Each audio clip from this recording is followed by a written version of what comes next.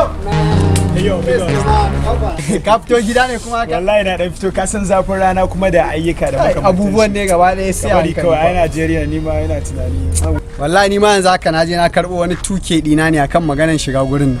Ka san wallahi Najeriya ta dauki zafi ne, ni ma yana tunani nan ba da dadewa ba zan wuce Jamaica kawai in je in ci gaba da huta.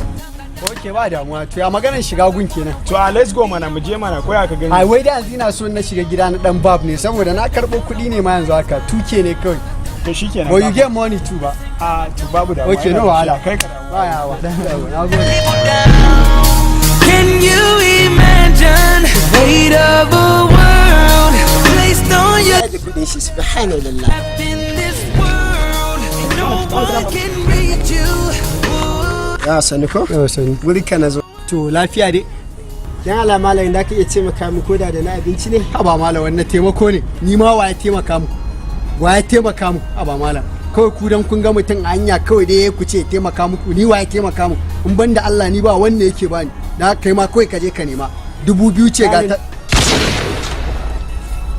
Inna lillahi wa kwanta da inna hankalinka kwanta da hankalinka in ba za ka yi taimako ba kudin ne da mun kayar hakinka na gari na zo in baka hakinka mu matsayin mu ba za mu ci ma hakinka ba Ok, hanya ne yadda su dama?